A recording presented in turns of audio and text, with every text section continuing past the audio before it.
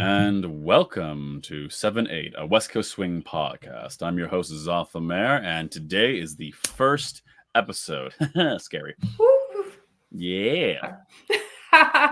Okay, joining us today for the first episode, and probably many more, is Shari Leid. Welcome to my bedroom and your bedroom. It took me a few months to get there.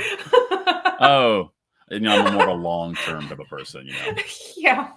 Which, okay, so it's your first episode. We're talking, we started by talking now about your bedroom, but I think we're starting too fast. We need to take a few steps back. Take a few back, so let the people know what's going on. Yeah, so a lot of people who are tuning in probably know you, but a lot of people may not.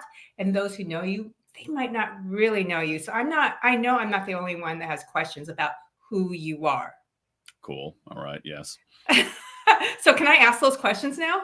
Questions I've been wanting to ask? Yeah, totally. Yeah, we can edit out the stuff I don't like. Yeah, let's go. Okay, so I've known you since what? Since about January? December, January. So less than a year. Less than. Oh wow, that felt like a year ago. Yeah, it's not been that long. Actually. Yeah, it's felt like a long time to me too. Mm-hmm. Yeah. Wow. So yeah, okay. Yeah. Oh, go ahead. Yeah, Plymouth housing happened. We met in January, and then you went on your trips, and then okay. So wow. So like. Yeah, it feels really long to me too. Mm-hmm. So okay, we met because you are a dance pro, right? What does that mean? It means that I took my hobby and made it an extreme obsession to the point where I have a lot of knowledge and I make money off of it. That's basically it. Okay, so go ahead. It means that I move my body and create art to music and in front of people, and then you do that in various ways: teaching, dancing, competing, performing, and I do all of those. So a dance pro is a person who does this continually for a living, and that's what I am. And we're specifically talking about West Coast swing. Is that your main form of dance that you do? I have two form of dances that I do currently right now: West Coast swing and Brazilian zouk. And we're doing a West Coast swing podcast, so we'll probably focus on that. But I have done lots of different types of dancing: ballroom, Lindy hop, salsa, bachata. Okay, almost anything partner dancing that I could get my hands on within my city. So, but wow. Yeah. Okay, so how long have you been doing this? I've been doing this now for really pursuing dancing. For about I would say about 10 years now. 10 years. Yeah. Wow, you're older than I thought. Oh. Okay. Wait, stop. How old did you think I was? Well, I'm adding that. Well, is that are you 30s? Yeah, okay, yeah, 33, yeah. Okay. That's not too bad. Okay, so before we go on to the West Coast swing, and you said your city, what city are you based out of? Seattle, Washington. Ooh, okay. And I know what everyone has wanted to ask. Even my kids have asked this. My daughter just asked this the other day too, and I asked you just maybe a few weeks ago. Is Za your real name, or is that like a name that you've given yourself, like, I don't know, Madonna or Shakira? Or it's so unique, and it's like Za. Is that your performance name? Za is my real name. You were born. You've always been Za. Yes. I've always been Za. I wasn't born with the name Za. The story is that my father was also an artist, and my mother was in charge of naming the girls, and my father was in charge of naming the boys. And he doesn't believe in naming things after things. At least this is the story I was told. And so I was born, and he refused to name me because he didn't know who I was or what my title was. And so I went for 3 weeks without a name for a while. Drove my mother insane. Wow. And then one day he was looking at me and said, I know who he is. And my mom was like, what? Who is he? And said, he is the end of the beginning. What does that mean? Oh my gosh, that's a huge name. That's a huge name. Yeah, but also very short.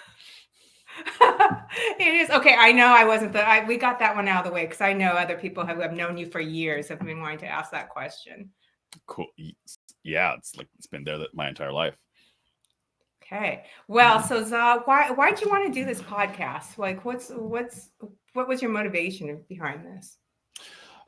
Several principles. One is that I like kind of talking and engaging in people, but there's like so many things to talk about. I enjoy so wanted to start doing that and giving in the community in that way. Another thing, realize that there's a gap of knowledge between entering into the West Coast Swing community and those who've already been there, and so it'd be nice for a person to kind of tune in to have some helpful keys. And I've been told that I should also get into stuff to do with my voice and radio and can be a character. And so this is one of the ways I can do it, and I think that I can do it pretty well. So that's also another reason. Yeah. Can you sing too? You have a good voice. You do have a good voice. I can sing, but I grew up with also singers in my family. Both my sisters are really good musical theater people, and so I never pursued it. And so I think I can sing for the lame person, but to professionals, it's like eh. So maybe on one of these episodes you'll sing. Yeah, hard maybe, but yeah. Okay, well that'd be worth tuning into. So you're saying that there's like a separation kind of with knowledge for people coming into the West Coast swing world, and that was one of the reasons for this podcast. Yeah. So you also teach. You teach and you compete. Yes, I teach and I compete and perform. So that's my main thing. Teaching is my main source of income. So that's my job. And do you teach just professionals, new people? Like who are your students? I teach a variety of people. I teach like group classes, private lessons, other dancers for training. It's a variety, but the most people I teach is people who are just kind of starting out. People like you, or people who are coming to dance, learning to kind of fulfill that part in their life. Okay, so have classes also available to join later. Do you think anyone can learn or start to learn West Coast swing even when despite their age, or if they haven't come from a athletic or dance background? Do you think anyone could learn to do West Coast swing, and even to the point that perhaps they can compete in a Jack and Jill? Yes. Wow. Well, I think that's a pretty good introduction to this podcast. I can't wait to hear what's next. Oh, perfect. Yeah, I'm excited for the whole thing, about the entire journey. Yeah. So what can we expect to come up next?